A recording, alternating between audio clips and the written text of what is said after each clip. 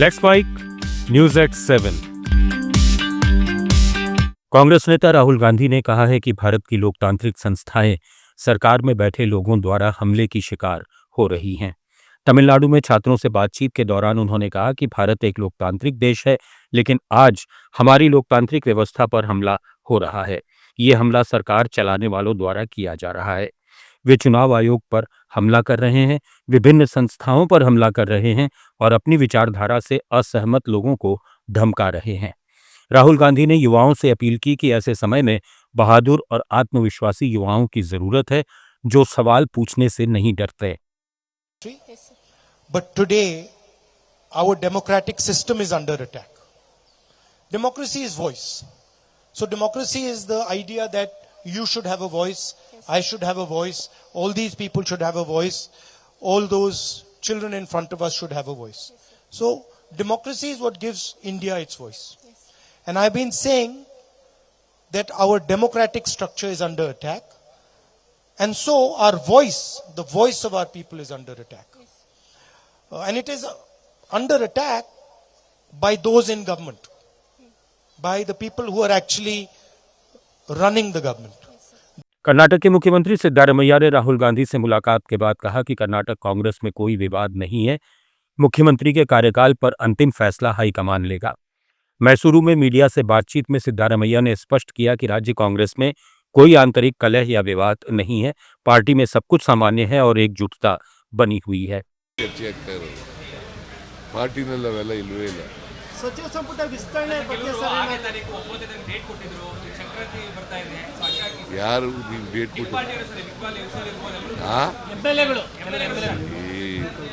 ನಾನು ಮಾತಾಡಬೇಕು, D K Shivakumar ಮಾತಾಡಬೇಕು, ನಮಗೆ ತಾನೇ ಗೊತ್ತಾಗೋದು. ನಾವು ಮಾತಾಡಿದೀವ?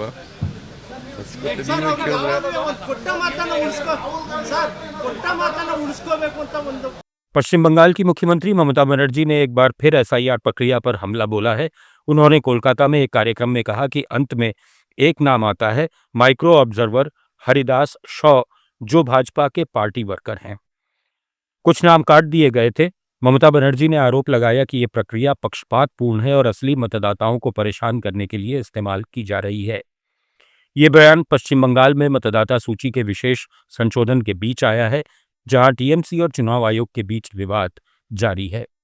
मध्य प्रदेश में शिक्षा व्यवस्था पर कांग्रेस नेता दिग्विजय सिंह ने भोपाल घोषणा 2 के संदर्भ में भाजपा सरकार पर निशाना साधा है। उन्होंने कहा कि भाजपा नियमित शिक्षकों की नियुक्ति नहीं कर रही है और इसके बजाय अतिथि शिक्षकों को रख रही है। ये अतिथि शिक्षक उचित प्रशिक्षण से वंचित हैं, जिससे शिक्षा की गुणवत्ता में लगातार गिरावट आ रही है। शिक्षकों को नियमित करने और उन्हें पूर्ण प्रशिक्षित सुनिश्चित करने के लिए नीति बनानी चाहिए। शिक्षकों की नियुक्ति नहीं कर रही है, अतिथि शिक्षक चले आ रहे हैं। अब अतिथि शिक्षक की न तो उसकी टीचर्स ट्रेनिंग होता है न कुछ होता है, तो क्वालिटी ऑफ टीचर्स गिरती चली जा रही है। इसलिए हम चाहेंगे कि अतिथि शिक्षकों का नियमितीकरण।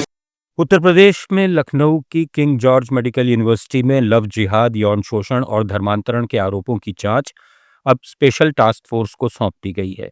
मुख्यमंत्री योगी आदित्यनाथ के निर्देश पर एसटीएफ ने जांच शुरू भी कर दी है।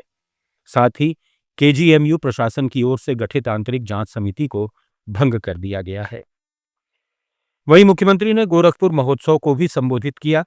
उन्होंने कहा कि हमारी सरकार जिस अभियान के साथ आगे बढ़ी, आज उसके परिणाम हमें जमीनी धरातल पर देखने को मिलते हैं। ये जो बदलाव है, वही हमारी समृद्धि और खुशहाली का आधार है। आज उसके परिणाम हमें जमीनी धरातल पर देखने को मिलते हैं।